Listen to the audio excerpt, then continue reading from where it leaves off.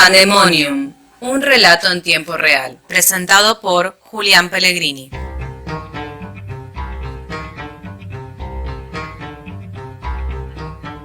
Muy buenos días, bienvenidos y bienvenidas al episodio número 3 de Pandemonium, un relato en tiempo real. Esta serie se trata de la compilación en formato de podcast de los distintos artículos que fuimos publicando desde Proyecto Squatters sobre el tratamiento mediático de la pandemia.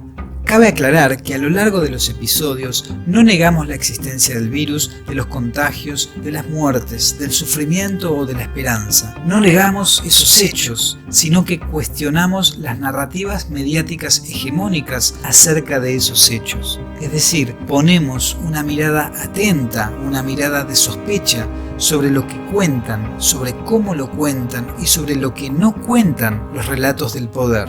Creemos que ese es un ejercicio imprescindible de construcción ciudadana para sostener la salud ya bastante pertrecha de la democracia. ¿De qué se trata ese ejercicio? De cuestionar, de indagar, de criticar y de combatir, si es necesario, la manipulación informativa y las operaciones de psicoterrorismo de los medios hegemónicos. Y esa es la invitación que les hacemos desde Pandemonium.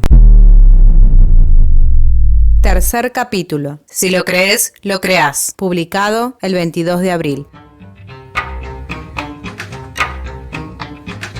Un antiguo conocimiento esotérico asegura que si lo crees, lo creás. Esto lo saben bien los médicos y los curanderos, unos con los placebos y otros con sus encantamientos. Y también lo saben muy bien los propagandistas. Todos ellos lo han comprobado empíricamente.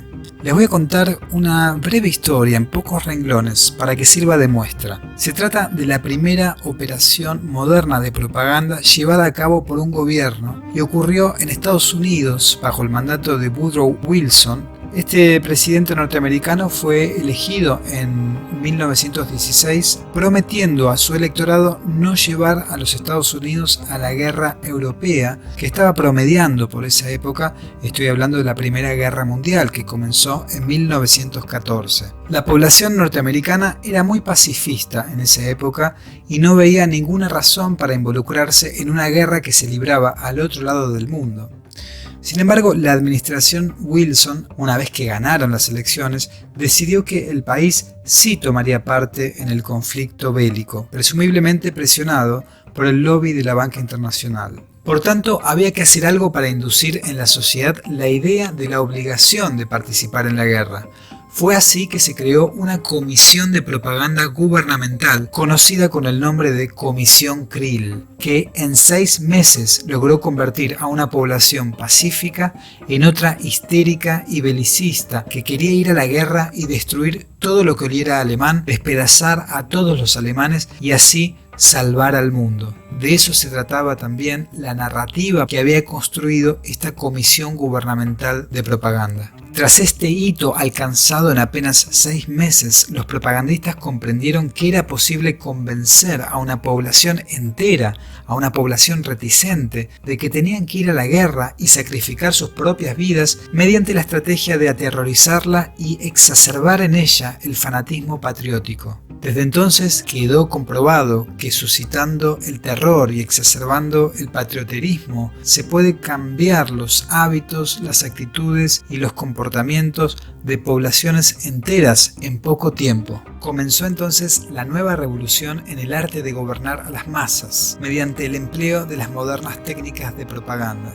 lo que los teóricos de la comunicación llamaron la ingeniería del consentimiento. Lamentablemente Hitler y Goebbels tomaron buena nota del excepcional éxito que tuvo la Comisión Krill durante la Primera Guerra Mundial y entendieron que debían hacer de la propaganda su arma secreta para la conquista de Alemania. La propaganda también es un arma y un arma verdaderamente terrible en manos de quien sabe servirse de ella, escribió Adolf Hitler en su libro Mi lucha. Desde entonces quedó claro que aquel que controlara la narrativa acerca de la realidad controlaría la realidad.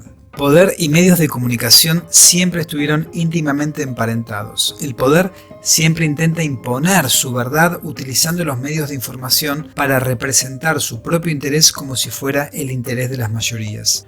Cuando el poder logra demostrar desde la ciencia, desde las instituciones educativas, jurídicas y especialmente desde los medios de comunicación masiva que su propia lógica es la lógica general de la humanidad, ha ganado la batalla definitiva, ha ganado la batalla ideológica, la batalla cultural. Estos son los métodos cada vez más sofisticados mediante los cuales se gobierna en las democracias de masas basadas en la propaganda. Si a vos esto te parece bien o mal, justo o injusto, es algo que los tiene absolutamente sin cuidado porque funciona. Si vos consumís la versión oficial de los hechos que te cuentan los medios hegemónicos sin la debida profilaxis intelectual de una lectura crítica que preserve tu mente, probablemente te crearás y creerás una hiperrealidad a imagen y semejanza del relato oficial diseñado por los manipuladores. Nos hallamos sumergidos a más de 100 años de profundidad en una lógica de la manipulación que ya no tiene nada que ver con una lógica de los hechos. Nada es ya real y lo que es peor, los implicados en esta ficción, casi un mundo entero, apenas podemos distinguirlo. La hiperrealidad es una pura propagandización de la realidad. ¿Qué quiero decir? La pandemia ya no existe, solo existe un simulacro de pandemia. El COVID-19 ha sido reemplazado por el espectáculo porno publicitario del COVID-19. Se trata, como dije en otro capítulo, de un infovirus que ya ha infectado solo en nuestro país a más de 44 millones de personas.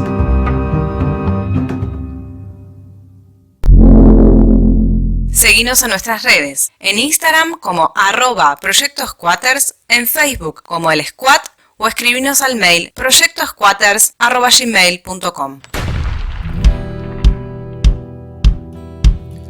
Muy bien, en todos esos canales te invito a dejarnos tus comentarios, tus apreciaciones, tus ideas y tus dudas para abrir un nuevo espacio de debate donde pensar críticamente sobre nuestra realidad en tiempos de pandemia. Muchas gracias por acompañarnos hasta acá y nos encontramos en los próximos capítulos de Pandemonium, donde vamos a intentar desmontar el simulacro de la pandemia y avisorar líneas de fuga para escapar de la Matrix. Hasta la próxima.